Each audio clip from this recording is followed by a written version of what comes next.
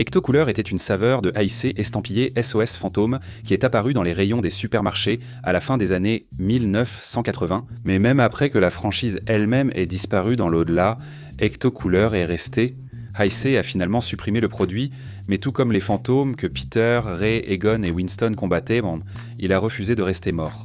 Alors aujourd'hui, nous allons plonger dans la vie et l'après-vie du légendaire coup marketing Ghostbuster de Hi-C, Ecto-Couleur.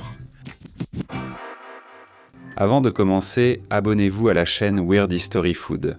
Ensuite, laissez un commentaire et dites-nous quels autres aliments inspirés de films et de séries de télé que vous aimeriez que nous abordions. Pour connaître l'histoire secrète de l'Ecto-Couleur, qui allez-vous appeler ?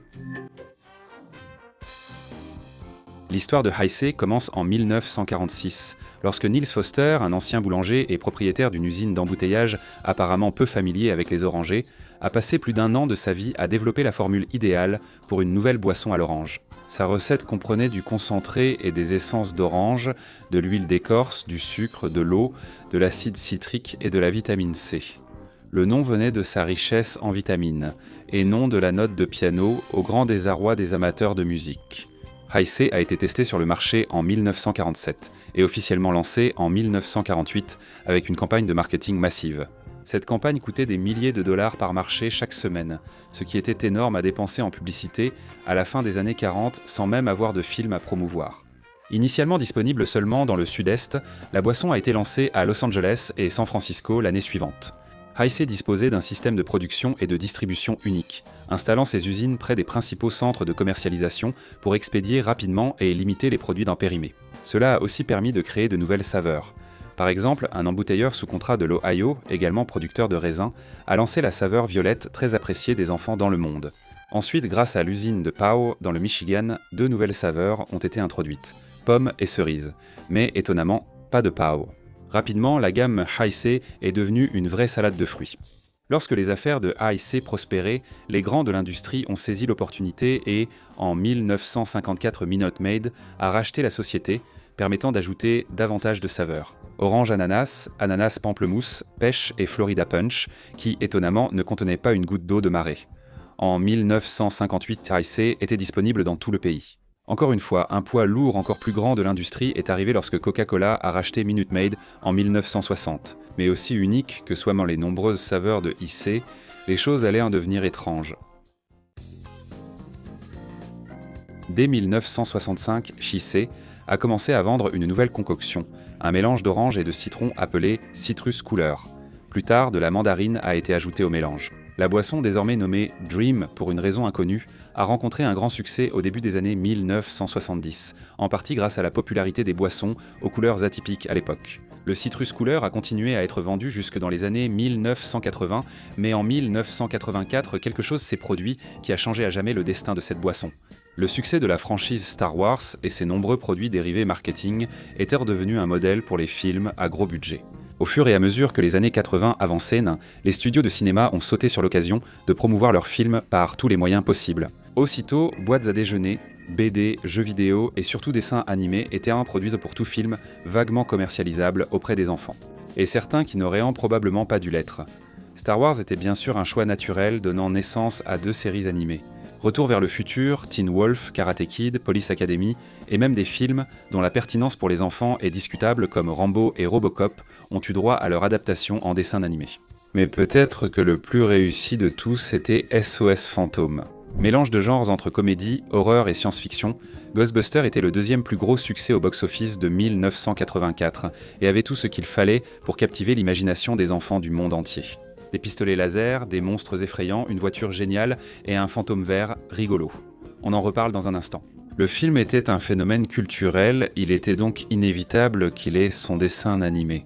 Coproduit par Columbia Pictures Television et Dick Enterprises, Les Véritables SOS Fantômes a été diffusé pour la première fois sur ABC en 1986, ravissant les enfants amateurs de fantômes partout dans le monde. Pourquoi Les Véritables SOS Fantômes ? Eh bien, en 1975, CBS a diffusé une sitcom pour enfants en prise de vue réelle intitulée Les SOS Fantômes, qui n'a pas duré longtemps. Elle mettait en scène 2 détectives maladroits et un gorille.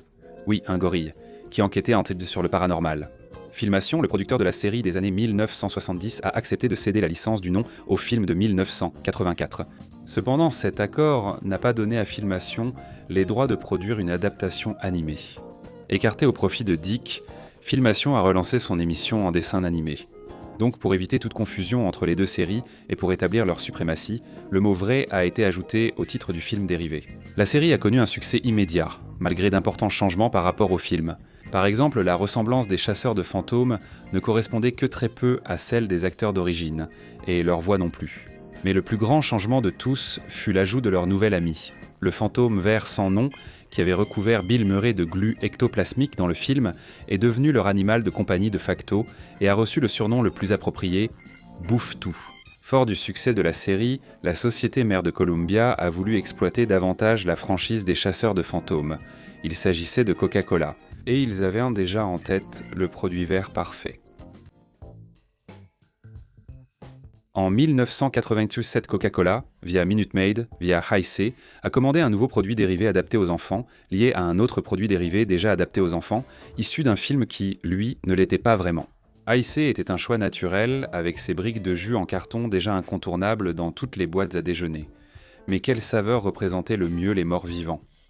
Une saveur qui était elle-même presque morte. Bien sûr, depuis son apogée dans les années 1970, le citrus couleur, autrefois omniprésent de Hi-C, avait perdu en popularité.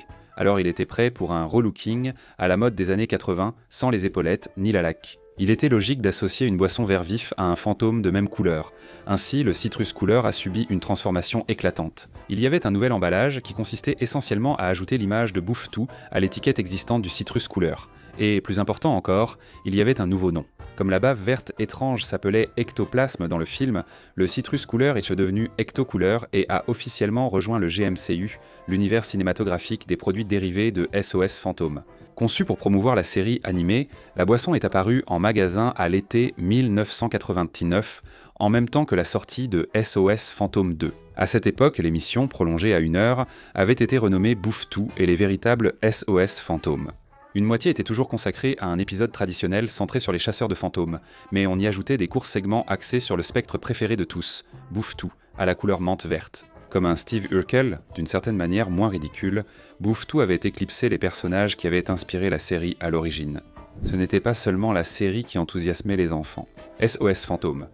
2 étaient si attendus que les spécialistes du marketing prévoyaient 30 millions de dollars en promotion et produits dérivés. Avec la célébrité de Bouffe-Tout, les produits pour enfants le mettaient en avant. Parmi eux, le Slimer Sundae de Hardee's, composé de glace à la vanille nappée d'un sirop vert goût chewing gum, prouvant que les enfants mangeront n'importe quoi si c'est vert, sauf des légumes. Burk. Conçu à l'origine comme un coup marketing pour promouvoir la série, Ectocouleur devait durer uniquement le temps de la série. Mais lorsque Les Vrais Chasseurs de Fantômes a été annulé en 1991, Ectocouleur était devenu si populaire qu'il n'a pas été envoyé dans l'unité de confinement avec la série. La boisson est restée en rayon des années après que la série ait été reléguée au cimetière des dessins animés. Cependant, malgré une tentative de relancer la série en 1997 sous le nom de Chasseurs de Fantômes Extrêmes, la franchise avait pratiquement disparu du zeitgeist culturel à la fin du siècle. Le visage denté de Bouffe-Tout est resté sur l'emballage à cette époque, mais la boisson vénérée a continué son chemin. Cependant, une décennie après son lancement, Hi-C a supposé que les enfants du début des années 2000 n'auraient aucune référence pour les produits liés aux chasseurs de fantômes et l'ectocouleur a été retiré des rayons. Mais tout comme une apparition vaporeuse, flottant librement et dotée d'un torse entier, les morts ne meurent jamais vraiment. Et en 2001, la boisson fluo de Hi-C est revenue, cette fois sous le nouveau nom de Shooten Orange Tanger Green. C'était une reconnaissance tardive que les oranges ne sont pas vertes, et que le vert n'a généralement pas le goût d'orange. Et tout comme le nom Ecto, Bouffe-Tout a lui aussi été remplacé. La nouvelle mascotte était une sorte de blob vert sans nom, en forme de bouche, qui ressemblait vaguement à Bouffe-Tout, mais restait légalement distincte. La boisson elle-même a également légèrement changé, car Hi-C a modifié toute sa gamme pour adopter une formule qui ne tache pas. Et ce faisant, la couleur de la boisson n'était plus son vert émeraude profond, mais plutôt un vert jaunâtre. Ce produit de l'ère Attitude ne durerait pas aussi longtemps que son prédécesseur Poltergeist. Et en 2006, la Green Machine de Hi-C a de nouveau été renommée, cette fois en revenant à ses racines sous le nom de Crazy Citrus Couleur. Cependant, il ne faudrait qu'1 an avant que cette saveur ne disparaisse à jamais. Qu'il s'agisse d'une franchise médiatique adorée ou de sa boisson fruitée et dérivée tout aussi appréciée, rien ne peut arrêter un homme ou une femme de valeur. En 2016, les SOS Fantômes sont revenus, cette fois avec un film à distribution entièrement féminine, et non sous la forme d'un grand orgue en mouvement. Les vétérans de Saturday Night Live, Kristen Wiig, Leslie Jones, Kate McKinnon et l'habituée de SNL, Melissa McCarthy, ont été choisis pour incarner une toute nouvelle équipe dans un reboot complet du film culte. Cela s'est aussi accompagné de produits dérivés. Jouets, livres, jeux vidéo et Twinkies Slime au citron vert faisaient partie de la nouvelle gamme. Mais il y avait un produit dérivé qui surpassait tous les autres. Malgré sa disparition une décennie et demie plus tôt, la nostalgie de l'Ecto-Cooler n'a jamais disparu. Certains produits non ouverts se vendant à des prix élevés sur eBay. Il était donc logique de le ramener à l'occasion du nouveau film. Ainsi, en avril 2016, 3 mois avant la sortie du film, Coca-Cola a annoncé que l'Ecto-Cooler ferait son retour pour une durée limitée. La boisson était maintenant vendue seulement en briques ou canettes de 12 onces avec une encre thermique devenant vert slime lorsque la boisson était froide. Malgré une nouvelle formule, avec les édulcorants d'origine simplifiée en sirop de maïs à haute teneur en fructose et d'autres ingrédients réduits pour conserver la bonne acidité, la demande pour la boisson, et surtout pour les canettes en édition limitée, a été énorme. Étrangement, celles-ci n'étaient disponibles que dans quelques magasins régionaux. En ligne, elles étaient proposées par 4 détaillants: Amazon, H-E-H-Hub, Shoprite et Walmart. Pour inciter les fans à voir le film, elles étaient aussi disponibles dans les cinémas. Face à cet engouement, les canettes étaient difficiles à maintenir en stock et la boisson compliquée à trouver. Avec des fans en ligne notoirement difficiles à satisfaire, et peut-être l'accueil peu enthousiaste du nouveau film, la difficulté à se procurer leur jus d'enfance adoré n'a fait qu'exacerber leur colère de nerd. La page Facebook officielle a conseillé aux fans de demander la boisson à leur magasin s'ils en voulaient en plus. Mais même après sa première semaine de sortie, l'Ecto-Cooler était resté si difficile à trouver que des packs de 12 se vendaient à plus de 100 $ sur eBay. Malgré la passion des fans pour leur boisson adorée, il a été annoncé en octobre de cette année-là que le produit serait à nouveau retiré du marché d'ici la fin de 2016. Malgré la baisse des réactions au nouveau film, Sony Pictures a poursuivi l'exploitation de la franchise. Et en 2021, les SOS Fantômes sont revenus, non pas sous la forme d'un énorme slore, mais plutôt dans une suite du film original. SOS Fantômes. L'héritage mettait en vedette Paul Rudd, Carrie Coon, fille d'Egon, Finn Wolfhard et McKenna Grace, petits-enfants d'Egon, avec des caméos de la plupart du casting original. Le film a même été réalisé par Jason Reitman, le fils d'Ivan Reitman qui avait réalisé les 2 premiers films. Avec un nouvel engouement pour SOS Fantômes, l'Ecto-Cooler a de nouveau été ressuscité. Cette fois, avec une disponibilité encore plus limitée, les fans ne pouvaient pas acheter le produit en magasin, mais uniquement dans leur dimension parallèle la plus proche, c'est-à-dire sur Internet. Oui, la seule façon de mettre la main sur leur boisson tant appréciée était de la gagner lors d'un concours sur les réseaux sociaux. Et cette fois, il n'y avait ni briques de jus ni canettes. Le nouveau Ecto-Cooler n'était disponible que dans des bouteilles en plastique de 12 onces, la disponibilité réduite n'a fait qu'intensifier le marché secondaire. Et bientôt, même une seule bouteille se serait vendue jusqu'à 500, le succès de SOS Fantômes. L'héritage a donné naissance à une suite en 2024, SOS Fantômes, l'Empire de Prozen. Mais cette fois, Ecto-Cooler n'était pas de la partie. Bien que ICE ait proposé une boisson promotionnelle verte appelée Slimer's Back, cette boisson n'était clairement pas Ecto-Cooler et avait plutôt un goût de pomme verte. Ecto-Cooler avait une fois de plus quitté le plan d'existence des mortels. Même si Ecto-Cooler ne fait peut-être plus partie des vivants, la nostalgie de cette boisson perdure à jamais. Déjà une star de la télévision grâce à ses apparitions dans Alf et Star Trek, la nouvelle génération, même si cela peut être discuté, Ecto-Cooler a également fait des caméos plus récents dans des épisodes de The Goldbergs, Rick et Morty et Loki. Dans un épisode de 2022 de The Bear, Carmy prépare sa version pour l'anniversaire d'un enfant qui finit accidentellement mélangé avec du Xanax. Et l'héritage d'Ecto-Cooler ne se limite pas seulement à la télévision. De temps en temps, certains exemplaires authentiques apparaissent sur eBay à des prix exorbitants. En 2014, une boîte non ouverte de 46 onces de l'Ecto-Cooler original a été mise en vente pour 2000 $. Et tout comme dans la série The Bear, certains fans ont créé leur propre recette pour reproduire la boisson, en utilisant du jus de mandarine, du jus d'orange, de la limonade et des colorants alimentaires. Mais, et c'est très important, pas de Xanax. Pourtant, tout comme les suites de films et les produits dérivés, ce n'est probablement qu'une question de temps avant que les Ghostbusters reviennent et que l'Ecto-Cooler ressuscite. Alors qu'en pensez-vous? Reverra-t-on un jour l'ectocouleur sur les étagères des magasins? Dites-le nous dans les commentaires ci-dessous.